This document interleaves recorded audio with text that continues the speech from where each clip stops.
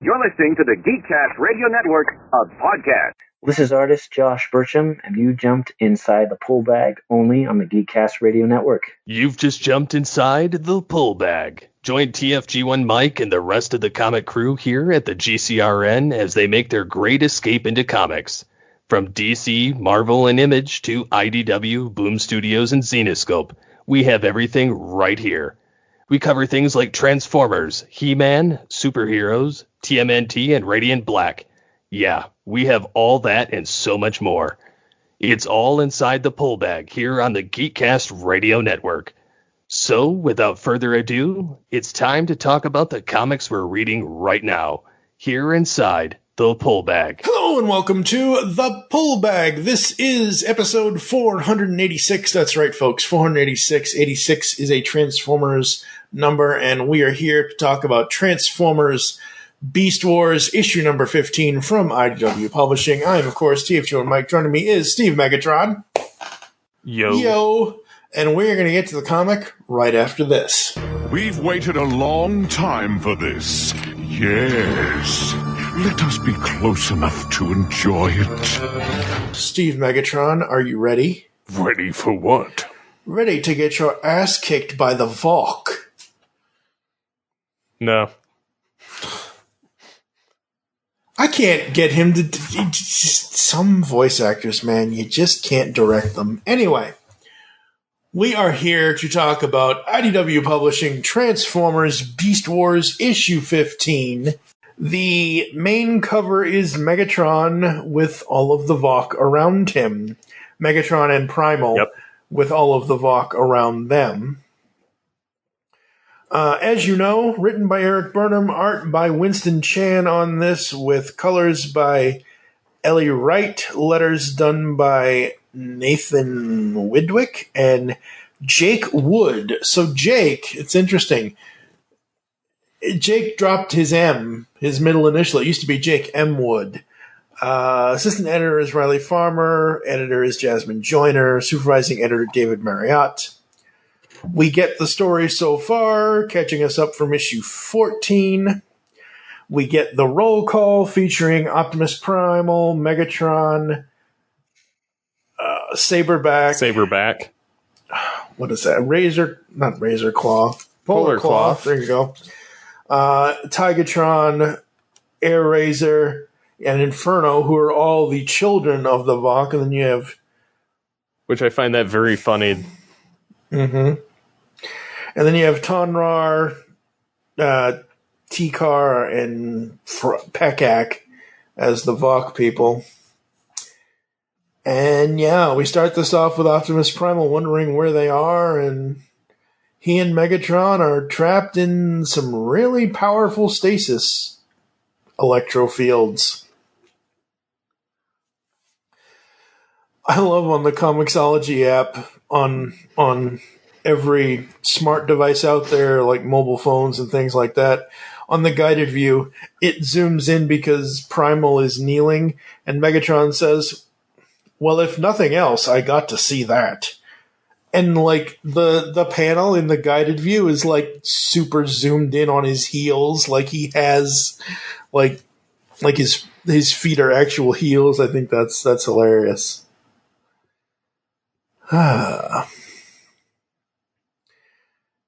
So Primal and Megatron are trying to figure out where they are and how they can get out, and they come up against the children of the Valk, which, as you said, is interesting to see which characters are children of the Valk.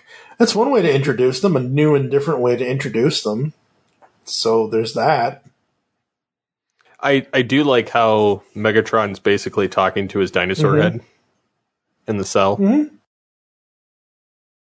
I also like the fact that I like Josh Burcham's art. No, this is Winston Chan. I do. Yeah, I like his art, but I'm saying I also like this. Yeah. Because I get Megatron in a different look. Yeah, Josh draws Megatron more show accurate, kind of.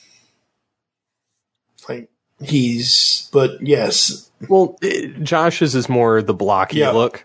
And which Yeah. I have no issue with. I think it's kind of cool. I would, if there was a figure of it, I would do that too. But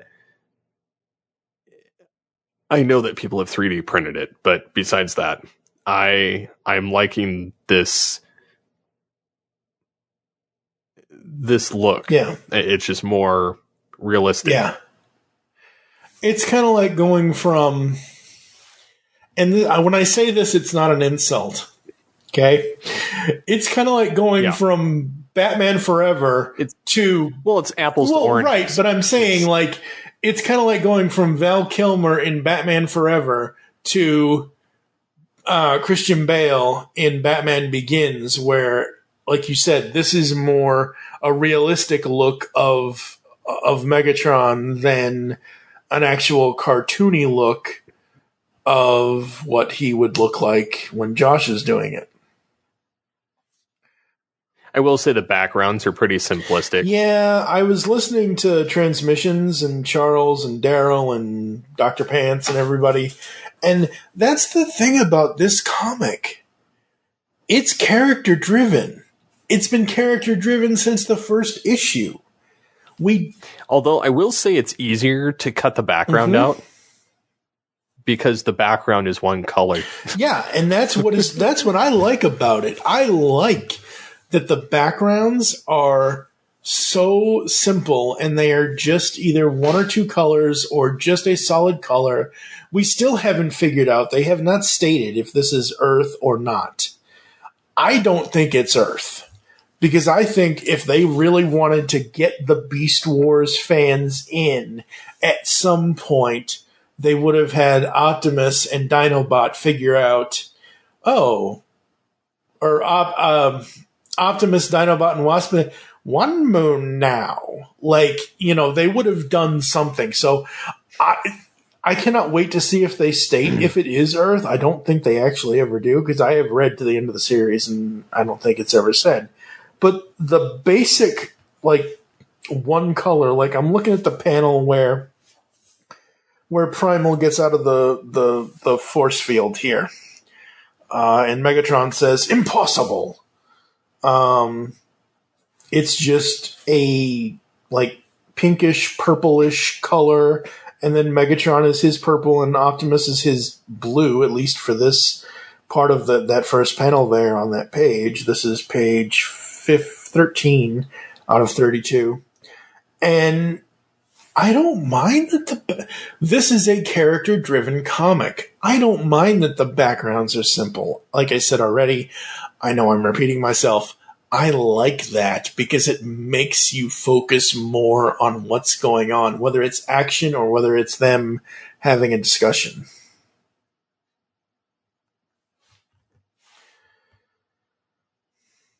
So, yeah, I'm really enjoying like I said, the art, but I'm also enjoying the direction.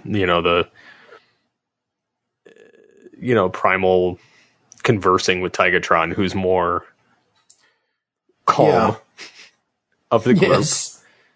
And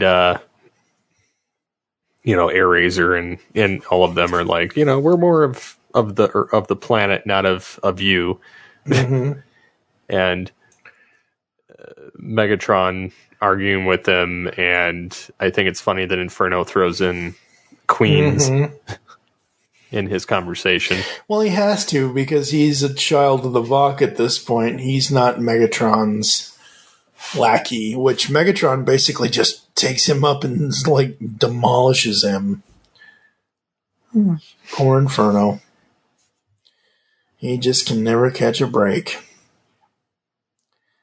And the Vok finally reveal their true selves to Megatron and Primal. And they have to figure out how to defeat the Vok. And the last panel is Megatron says, very last panel, bottom of the page. Of which page? Very last page. Of the comic? Megatron says, "I'm getting there."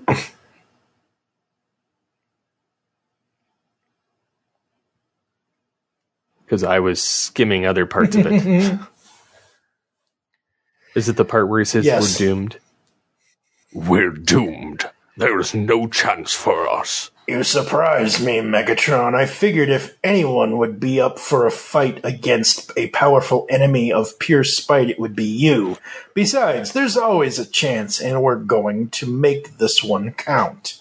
Next, it's almost the end.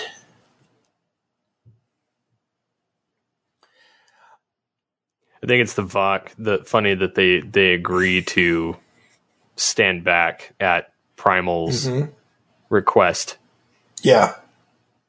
despite Megatron's irritation and being scanned. Yeah, absolutely.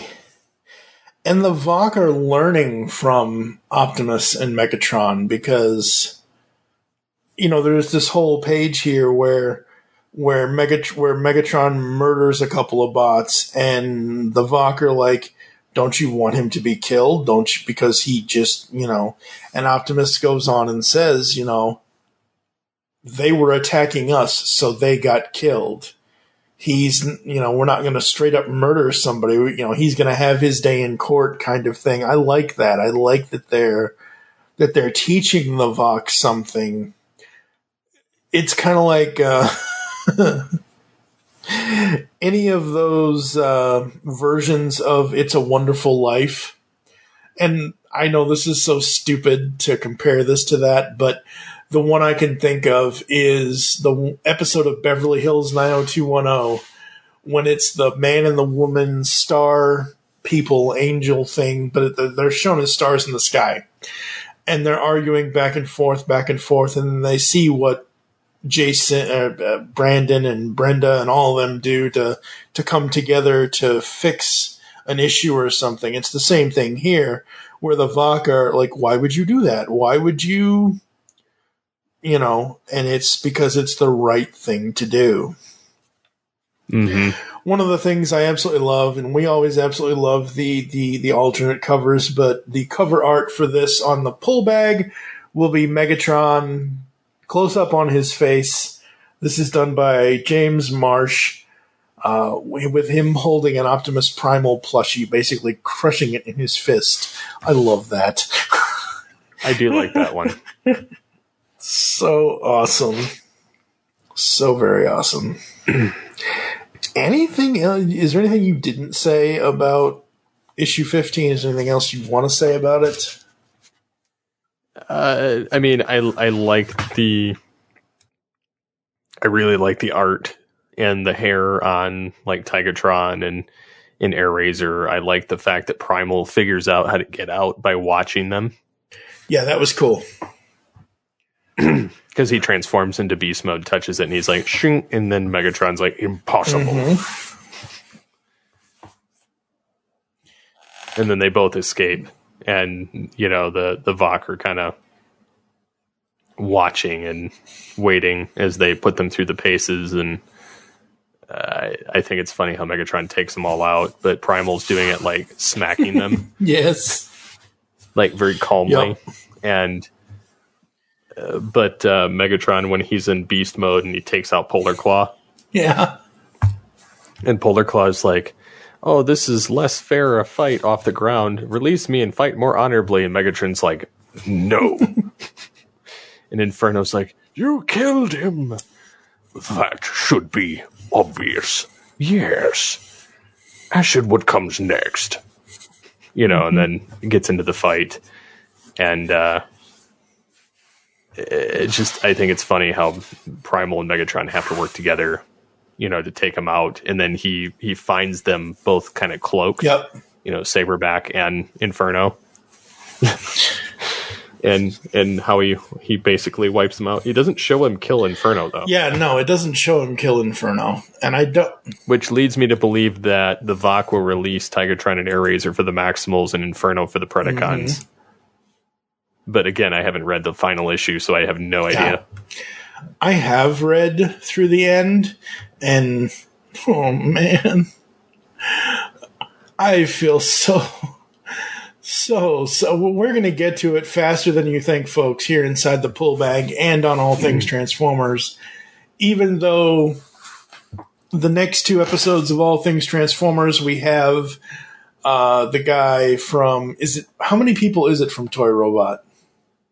2. We got the people from Toy Robot next on All Things Transformers, and then I've got Mike from Transmissions for an Origins.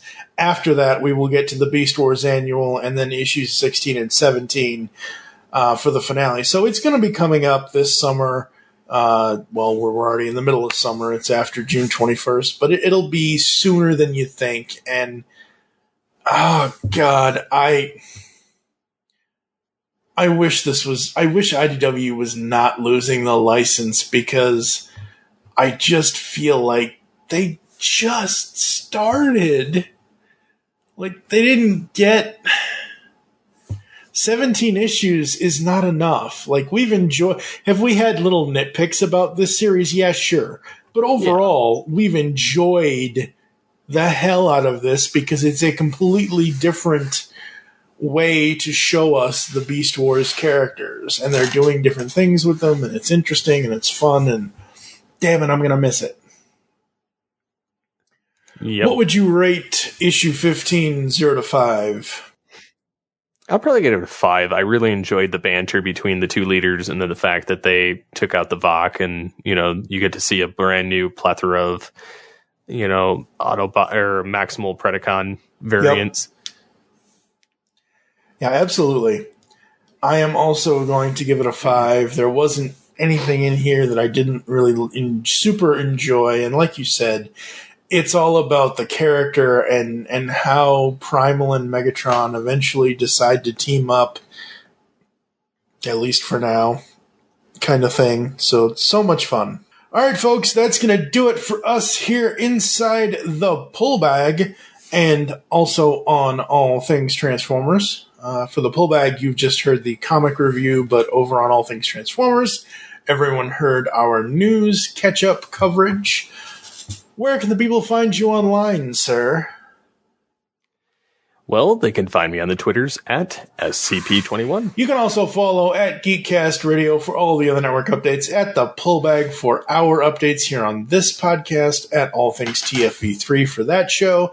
I am at TFG1Mike. Make your great escape into comics and join the Transformers universe today.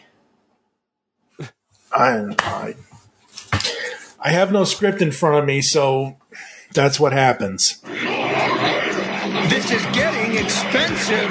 You've just heard the latest episode of The Pull Bag, the GCRN's first comic review and discussion podcast. There are several ways to get in touch with us and leave feedback for the show. You can visit the website, geekcastradio.com, where you can comment on the episode and all of our different podcasts. You can rate and leave a review for the show on iTunes. Be sure to leave us feedback. Become a fan of us on Facebook, facebook.com/thepullbag. Send us an email, feedback at geekcastradio.com. Follow us on Twitter at thepullbag and at geekcastradio. So until next time, make your great escape into comics and unleash the geek in you. Excellent. Excellent, yes.